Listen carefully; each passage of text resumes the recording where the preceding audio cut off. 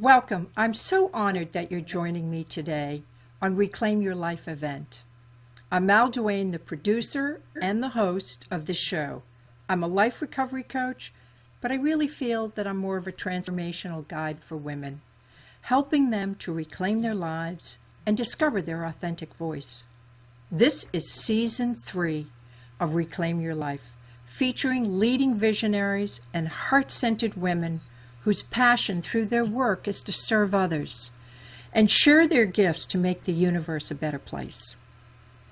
Each guest will share intimate details, how they transcended extraordinary challenges and in some case, deep trauma and loss. But that's what made them the women they are today. And we have an amazing guest today. I met this woman last February and I loved her. I fell in love with her. I love her energy. She was expecting a beautiful baby, which she now has, the most magnificent daughter. And there was just something there was a light that came off of Jenny Fenig, and I can't explain it. But she was so real that I said, the next show that I do, I've got to have Jenny. Jenny Fenig is a spirited woman, a wife, a mom, a yogi, an author, an adventurer, and an award-winning entrepreneur. After spending a decade climbing the corporate ladder as a communications executive and an event producer in New York City, Jenny burned out and quit her high-pressure, six-figure job to become a yoga teacher and figure out how she could rebuild her life from the ground up, with freedom and faith as her foundation. The corporate refugee discovered the fields of coaching and online business, and immediately she knew she found her soul's calling. Through her courses, events, coaching programs, and her best-selling book, Get Gutsy, Jenny teaches spirit-driven female visionaries how to reach more, make more, and play more. She lives in the beautiful Berkshires of Massachusetts with her husband and 3 children. Jenny, I'm honored that you have time to fit this in today, girl, because I know you are very, very busy. Well, thank you so much for having me here. It was a lovely intro, and I felt the same way when I met you at that wonderful retreat in my neck of the woods here in the Berkshires. You had such a light and way about you, and I felt like every woman in that room, we were supposed to be there. You know how those things work. So I'm very grateful to be with you and everyone watching right now. You're a powerful little whippersnapper now, and you've got 3 beautiful children, a best-selling book that just came out, an amazing coaching business, online events, webinars. I'm getting emails and newsletters, and you've got all kinds of courses. This takes a lot of work, a lot of focus, but Jenny Fenig went through some deep, deep challenges to become the powerful woman you are today. And I would love if you would just go deep with what you've gone through and the loss that you've experienced that really shook your life right upside down for a period of time before standing in your power today. Wow, thanks for giving me the opportunity. And the timing is very profound right now, because as we're recording this interview, I'm on the cusp of honoring that big trauma, that big tragedy in my life, and that was the death of my younger sister, Julie. We're on the cusp of 21 years since she passed, and that's coming up. I feel it every time at this time of year, every year at this time, my body feels it. I believe that our bodies never forget, right? We can heal, we can evolve, we can grow, but our bodies remember what we've gone through, what we've experienced. And for me, that is a trauma. Losing my sister to cancer. She had brain cancer. She was 12. I was 16 years old. I mean, that's not supposed to happen. That doesn't happen. You're like, but I'm 16, I'm a cheerleader, I'm going to the football game, I'm in school, I'm in this, I'm like, what? This isn't supposed to happen, but it happened, and it was excruciatingly painful for many reasons. One was because I didn't have the tools or the skills or the terrain. I didn't know how to travel that terrain of extreme illness and then death of a child. And my parents were divorced at that time.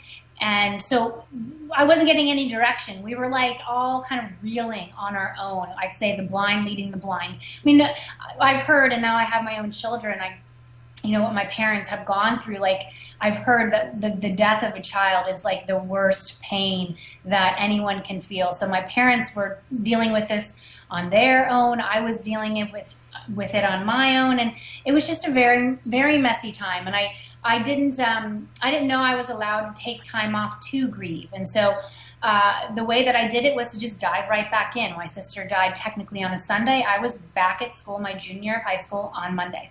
I did not take any time off. I didn't know how. I was afraid to fall behind. I was, you know, an achiever. I was on a path. I was on a track, and I just didn't know what to do with myself. At that time in my life, I didn't know how to be alone. I didn't know how to be with myself. I didn't really like myself. I didn't love myself. I might have looked like this perfect package on the outside, but the inner terrain was really messy. And why, Jenny, do you think you didn't love yourself at such a young age? Had anything happened, or are there any beliefs that weren't yours but that were said to you that you took on that created that feeling and that lack of self-love? Yeah. You know, I definitely had some great friends, but I also had some, you know, women who in my world who weren't supportive. You know, I've had a certain look. You know, I was the blonde hair, blue eyed, which you are, right? Like, you have, some people have this look. And so I wasn't always liked by women. They might have felt threatened by me, especially when I was a freshman. I remember going into high school, the senior girls did not like me. You know, the senior boys did.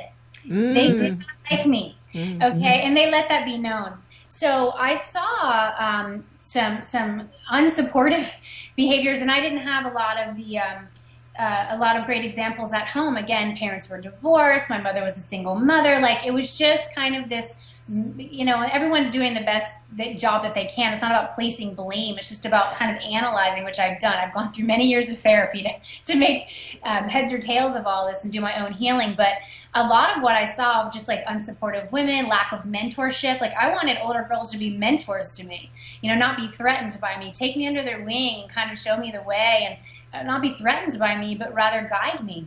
And to support you in your loss. Right, exactly. But it was that wasn't happening so much. And so that's very much like driven kind of my life now. I'm grateful for all the experiences, because that's why I like to bring supportive structures of women together. It's all about soul sisterhood.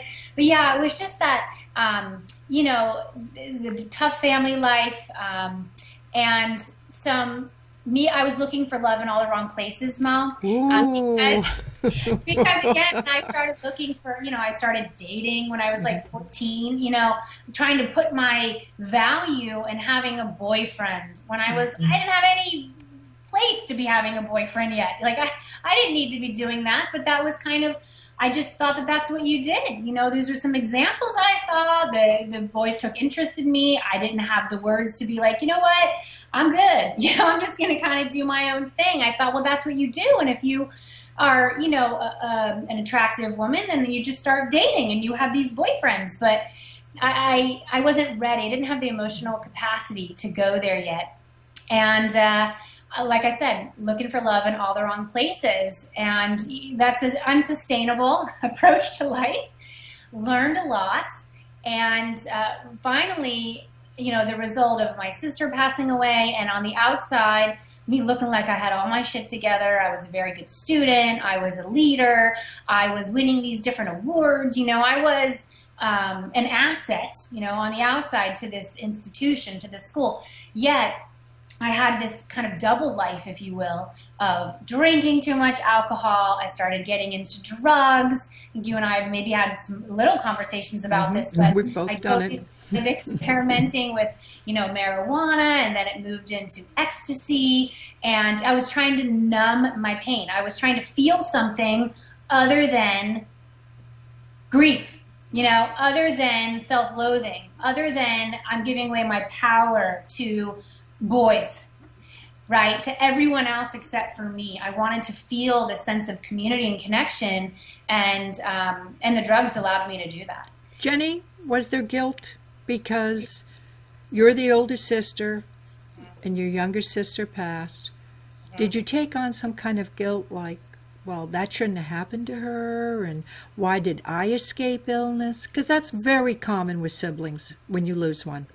Definitely. I had survivor's guilt. I talk about that in my book, Get Gutsy. I Yes. have a whole chapter in there where it's part memoir. And so I share the scene the day that my sister died and me then reeling from it, knowing like we were in this hospital room and I go back to that time and totally, why did they, and had a conversation with God and I was really pissed off. Yes. You took the wrong girl. Yep. You should have taken me. She was a better person than me. Take me. And yes, major guilt, major guilt. And that fuels alcoholism. Guilt fuels alcoholism and drugs because, as you said, it's a great Band-Aid on an open wound for a while. For a while. For a while. This is actually not so good. Yeah. This isn't really working. This is not really working. Yeah, like things keep imploding and I keep attracting in unhealthy people who treat me like shit. So yeah, this can't continue. How many years did it take you to get through that reckless stage of beating yourself up because you were still alive? A good 10 years. Yeah. It was about 8 years after she died that I finally quit running from that pain. And I tell that story in the book too. I was in New York City at that time. I grew up in Florida. I made my way to New York City to pursue a career, high-powered career in the field of public relations, living my dreams, glamorous existence, working on these big clients and traveling and doing all the things that I thought I wanted to do. Society said you do this and you'll be happy and, that's it. And I was doing all these things, yet I wasn't really happy and I was working all the time and, grateful for my experiences and that I had a job and all of that. But, I mean, once you've committed to listen to your soul, there's no alternative. There's no like, oh, well, just go away. And I tried to make the message go away. I tried to make the voice go away and just shut the hell up. My life would have been a lot easier if I just could have ignored all of that and continued on the path that was right there for me. But I literally had this nervous breakdown right there at work. And I realized like, Jenny, stop. I had never stopped. I told you I was back at school the day after she died. I never stopped. I just kept going. And that was just simply not an option any longer. And so it was a good 8 years before I stopped. And I committed to listening to spirit. I committed to honoring myself. I committed to taking care of myself. Sacred self-care is now the foundation for me. And then for those women who I work with, are in courses of mine, their clients, their students, I say, you start there.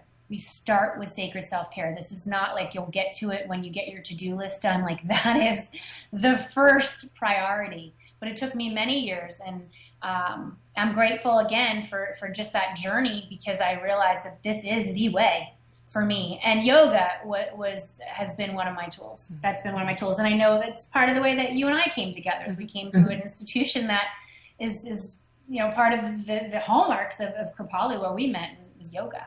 And yoga is the act of listening. It's the art of listening to yourself, which so many of us, like I said, I was afraid to be with myself. I was afraid of my own thoughts. I didn't want to listen to myself. I didn't want to hear that I was on the wrong road or, anything like that, because then that would mean I'd have to change. I'd have to do something different, right? We all end up in those scenarios. So it was a crazy road, but one that I know my sister is with me all the way. I am grateful for, I'd give anything for that to not be, right? To have her back, I'd give anything. But it is, I've come to a place of acceptance, but also knowing that just because someone is not here in physical form does not mean that they're not still here. They're not of their body, but our spirits are here. They're always here. They never leave. Always, always, always. So right now, my sister is in the space with us. She's here. And I actually did an intuitive session when I was writing my book, and this wonderful intuitive guide told me, she channeled my sister and let me know that my sister is doing similar work on the other side. And that to me was just like, oh my gosh, because you do wonder, those of you watching who have lost someone very important to you, and we've all lost somebody, whether it's death or divorce, or the relationship went away, or you lost your job. I mean, we've all experienced loss. But we can still connect in with those people who are important to us. Even if we can't have that physical form relationship any longer, we can do this.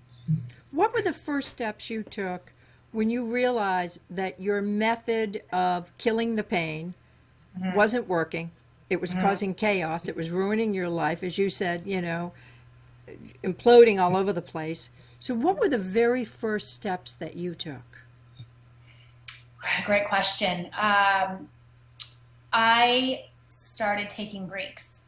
I would, that when I had that nervous breakdown at work, it was right around this time of year. Okay, go figure, the month of February. We're recording this, and I just said, I'm taking a half day off of work. That was huge. Like, I didn't take breaks. Remember, I got to tell my team I got to take a half day, and it's like tomorrow. That was big for me because I always put so much stock in what other people needed from me. Everyone else's needs were more important than mine. So it was first by saying my needs matter, and I need to put the oxygen mask on myself first before I can tend to anyone else. If I don't do this, I will implode. Like, I don't know, something not good is really going to happen. And I realized that I couldn't consume those levels of alcohol anymore. That was a really tricky place for me because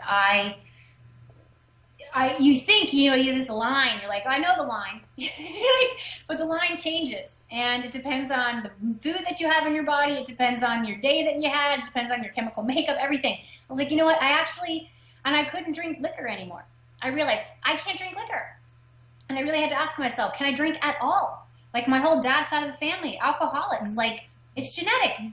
Can I drink at all? Or do I need to just completely release that from my life? Did you detox? Did you do any treatment? No, I didn't need to do that. I am very strong internally, and when I make a choice, it's solid. And I know not everyone is everyone's got a different scenario, but for me, it was just, I'm done with liquor. Me too. I am done with it all. Like, I am done. And people will offer, it's a very social thing, take a shot. And I started coming up with words to say to people. So I wouldn't be like, oh, alcohol's bad, but it's just, I would make a funny thing and I'd say, actually, I'm allergic to liquor. I'm allergic to shots. You don't want to see what happens when I drink that. It's not pretty. And they're like, what do you mean? I'm like, trust me, it is not good. Right. You have fun, but I'm allergic to that. And so to me, it was, can I be in those social situations without feeling that pressure to do what everyone else is doing? Because it simply doesn't work for me. I also, I took a class in college called logic, which is, it's like a math term where it's like, if A, then B, if A, then not B, but C. And so I would remember things that I would learn. I say, you know what? My body can't do hangovers anymore. I just can't. I can't. It is not like it used to be. I don't have, so I started doing logic games with myself. I'd say, well, is the 3 hours of fun that I could have, going out and drinking and blah, blah, blah. And it was fun. Oh my God, those were fun. Those were fun times, let me tell you. But was that worth the 72 hours of feeling like shit Right. that I'm going to have to pay for the next day? Because it wasn't even just like the physical pain I would be in. It was the mental pain. It was what I would say to myself, the thoughts, the feelings. Shame. Oh my God, Awful. the shame. I was just like, I can't do this anymore. I'm not willing to give that anymore. It's not worth it to me. It's not a smart investment. And so it just became very logical, very practical. And I started hanging out with other people. I started attracting in different opportunities. And I have to say, my husband now, my last relationships prior to meeting my husband, part of the ways we bonded was we got shit-faced together. We were partying, and we had fun and all that kind of stuff. My husband and I have never been drunk together. And we will sometimes socially, have a glass of wine. I mean, I can have a couple sips now, and I'm like, and he'll get wine. He's like, do you want something? I'm like, I don't. I actually think, do I want this? Not that it's not a great thing. And those of you watching, you can do it and you love it, go for it. I just had to really look at my own body. And to me, it was signs from the universe saying, Jenny, you have something powerful that you need to do with your time here on earth. And alcohol just holds you back. Yes. The drugs just hold you back. Yes. I don't need to dull myself anymore. I don't. I'm more powerful when I drink water. Here's my smoothie. I drink like green smoothies. I put veggies and fruits in there, hemp seeds, chia seeds. Like, I've found my fuel. I get more juice out of drinking a cup of tea with some fire cider inside of it, which is this really great blend. It's no alcohol, but it's got like cayenne pepper and lemon and really great stuff. I had to just ask myself, how does my body feel best? And so it was really just making the most, the healthiest choices for me. And I have to say that yoga saved my life. I talk about this in the book. I got it. I've always been like physical. I was a cheerleader in high school. I liked gymnastics. And so my body likes to move. I want to move energy. I want to dance. I want to be moving. And I discovered yoga, and that really was the key for me. And the more I practiced yoga, the more I would bring that philosophy into my life, the better my life would become. Do you practice a specific type of yoga? Vinyasa. Vinyasa, okay. Vinyasa. And I trained to become a teacher back in 2007 when I was still working in corporate. I was not happy in a very lucrative job. I left PR. I went to a new job in the world of conference production, which I didn't even know was an industry until I stumbled into it. And, again, worked on some amazing projects, started making real money in that job. I learned how to think like an entrepreneur. But I got to that place where my soul said, Jenny, it's time for you to move on. And I was really into my yoga practice. It helped me manage some of the stress that I was under in that job. It was a high stress position. And then I said, I'm at this place where I need to make a change, a real career change. I don't know what that's going to look like. My body is telling me to get deeper into my yoga practice. I don't know why, but I'm going to listen, because when I actually listen to my body, it has never steered me astray. Yes. Yes. And so I committed to embarking on a 200-hour yoga teacher training course in New York City. And it was during that course that I learned to really love myself on a deep level and take care of myself. I learned about kombucha. I learned about Ayurveda. I learned about herbs and inspiring people and mindfulness, and that your thoughts become things. I mean, it was this intense personal development course, really. And it was during the course that I got the nerve up to just quit my job one day without a real backup plan other than, this path is unsustainable. I'm going to hit the reset button. I will figure it out. And yoga will be that foundation for me. So I'm a big believer in having some kind of spiritual practice, having a movement-based practice. And our bodies were meant to move. We're not meant to just sit in a desk all day. That's so not what we're created for. You got to move your body, and the ideas come. And when you do that, your whole world just opens up, and magic, it happens regularly. Do you find that's when you have your best creativity, is when you're moving? Movement, yes, time in nature. Also, when I'm connecting with water. When I'm connecting with water, yes. And that was shared with me by that intuitive guide I shared with you. And I was actually just listening to the recording of the session just yesterday as we're coming up. It came onto my computer by chance. I'm about to embark on this, honoring of my sister. And it was like, wow, I got to listen to that again. And I was reminded of that message that my sister actually speaks to me through water. And so when I'm in the shower, that to me is like sacred time. I mean, I'll often take my baby daughter in there with me. I'm holding her. We're both in the shower together. And to me, that's total heaven. So when I'm in water, either in the shower, in the bathtub, in a pool, I'm looking at the ocean. Even right now, I'm just looking at the snow that's all around me. And that's just like, wet. And so to me, there's something very healing and cleansing about water. So I encourage everyone watching to think about how to bring in those natural elements into your life. Again, we're here. This is nature. The more that you can bring nature into your world, use these tools, use these great technology tools that we're connecting with right now, but to look around and be inspired by the trees, inspired by the air and the seasons that we go through. They're seasons for a reason. My best ideas are not when I'm sitting in front of my computer. I'm like, I gotta get an idea. It's like, no, let me be out. And I can shift it out. Like when I can sit down, and that's where the idea I can flesh. But but it's like moving my body. And just yesterday I was on the floor. I had a giant roll of paper. I have this like huge roll of paper, and I had this idea that was like bubbling up in me for a while, and I hadn't been able to kind of just like, pound it out, get it out of me, birth it. I rolled out that paper, and I just was like moving my body. I had some really great messaging on, my audio system, and I took a marker and I was just like going with it. And now it's there, and then I could take that and then dial it into the computer and get it over to my graphic designer. Yeah. Beautiful, beautiful. Yeah. I love that, because I think women who want to change, transform, use their creativity, they forget about movement. They forget about the flow of energy, and that creativity is an energy, and it comes up from the chakras. And the only way you can really build it and get it up is to move it.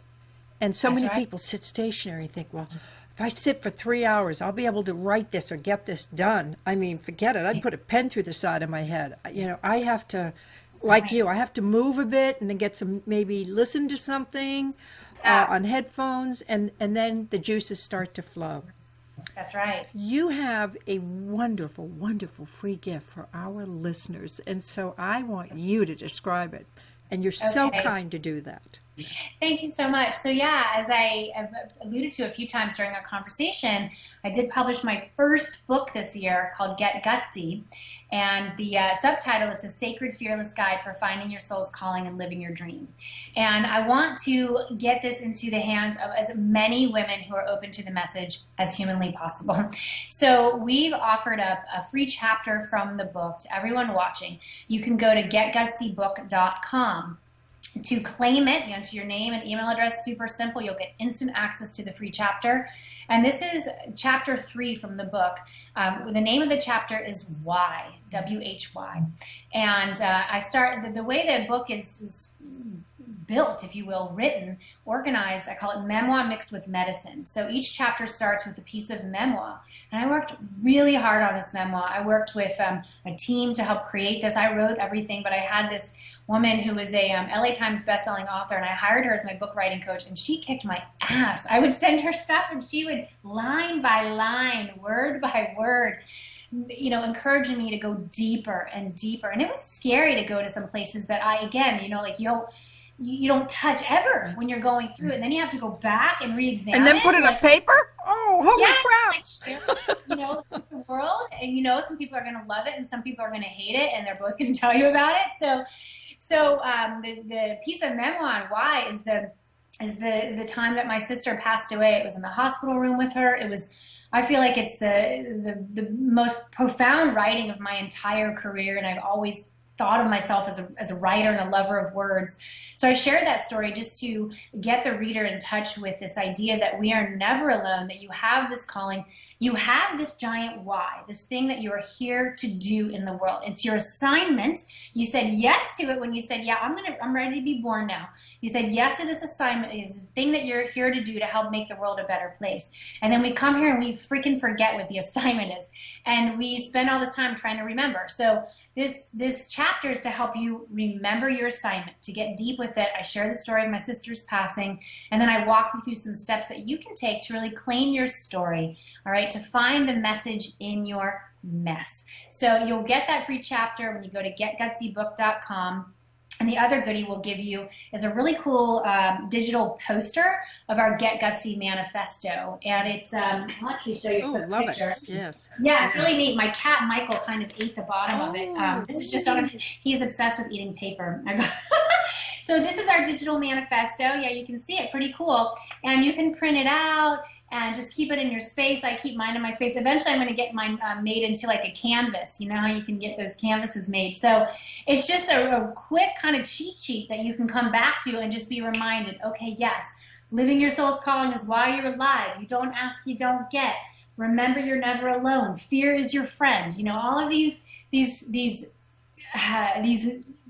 of truth that I have discovered that I want to tell you, right? Like, this is the message that I'm here to share. I don't know if These you are the watched nuggets from your journey, girl. the nuggets from my journey. I was so inspired by the Oscars that were on recently. I don't know if you caught that, but the wonderfully talented, he was the screenwriter of the movie The Imitation Game. I saw that film. It was an amazing film. His name is Graham Moore, I believe is his name. And he gave this phenomenal acceptance speech. And I watch for the speeches. I love seeing people like in all their glory. I just think it's so exciting. But his speech was just touched me so deeply because he spoke right to he goes, when he shared, Mal, that when he was 16, he tried to commit suicide. Yes. And he felt different. He felt like he didn't fit in. And it was a very hard place for him. And I've been there. We've all had those places of self-loathing. We don't fit in. There's something wrong with us, right? And so he used that platform to share. He goes, that you out there right now who thinks you're different, that you don't fit in, he goes, stay weird, stay different. And when you get up here and you're on your stage, you share that message to the next person. So I'm doing that. This is my message that I have to share with you. If you're open to hearing it, open to taking this into your heart and into your soul, I'd love to be able to share it. So getgutsybook.com, all free to you. Enjoy it. Beautiful. Jenny, if somebody wants to have a deeper conversation with you and maybe talk to you about working with you or coaching or your programs, where should they go to? Good question. Okay, so our main site is jennyfenig.com. All right. If you sign up for the getgutsybook.com bonuses, you'll be on our list. You'll regularly get high value content from us. We regularly publish. I consider myself a publisher. So you'll keep getting these inspirational ideas. And from there, you'll see some of our upcoming courses that we have going out. We've got lots of different initiatives that I'm really proud of. We work with a lot of coaches, consultants, experts, thought leaders, visionaries to help you really get clear on what it is that you're here to do, and then do it in the form of a business. Even if you're not clear on what that business is, we help you with that. So when you get on the list, you'll start getting information about our courses. If you have questions, you can reach out to my team. We're at support@jennyfenig.com. I'm very active on Facebook. I'd love for you to friend me. My biz page is Jenny Fenig. I've also gotten into Instagram recently. I don't know if you're into that, but that's kind of my new platform that I'm playing with. So my handle there is Jenny Fenig. Just stay in touch. And one thing, I'll just plant the seed. Those of you who like live events, we've got one coming up here in the Berkshires where you and I met, Mal. We do this annually, and it's called Alchemy Live. And that's coming up this October. It's going to be really powerful. The theme of that is turn your gifts into gold. And we have it at this beautiful resort spa. I don't know if you're familiar with it, but it's called Cranwell. Oh, yes. I've stayed there. That's wonderful. It is. And so I'm very into, getting women to be surrounded by beauty and, the good life and looking at what's sacred and knowing that you're worth it. You're worth having a wonderful experience. You're worth luxury. You're worth, tasting wonderful food and being around beauty and magic. And so I like to bring that into my offerings so that if that calls out to you, then you have a safe space to do something really meaningful and that allows you to know yourself on a deeper level and be around women who share that desire. There's nothing sweeter. Like when we met, when you're in a room with women especially and you're like, you're my people. Like I don't have to explain myself to you. Isn't that the best? You just understand. I love it. It's the best to be connected like that. It's so powerful when we all collaborate with one another and support one another. It's the best energy on the planet. It really is. And the more that we can do that as women and not tear each other down and not, be in that place of what I call like victim and conflict energy. Those are the two lowest levels of energy, and they are the most popular levels of energy, the most prolific in terms of the majority hangs there. I'm not interested in hanging there. I'm interested in being high energy. I know you are too. The women watching this right now are too. And we are the minority, unfortunately. We've got to stay high. We have to keep our vibration high because that is what is going to create magic in the world. And I think your light just went on behind you. That was really amazing. Yep. I think the universe was wow, that's really powerful. So we have a real, I believe this is our assignment to do this. The most good we can do in the world is when we keep our vibration Hi. Well, Jenny, you are casting your light over this planet, girl. Thank you. You're touching a lot As of are people. you. As are you. Thank you for your work that you do. Namaste. Thank you. Namaste to you. Mwah. Bye. Bye, everyone.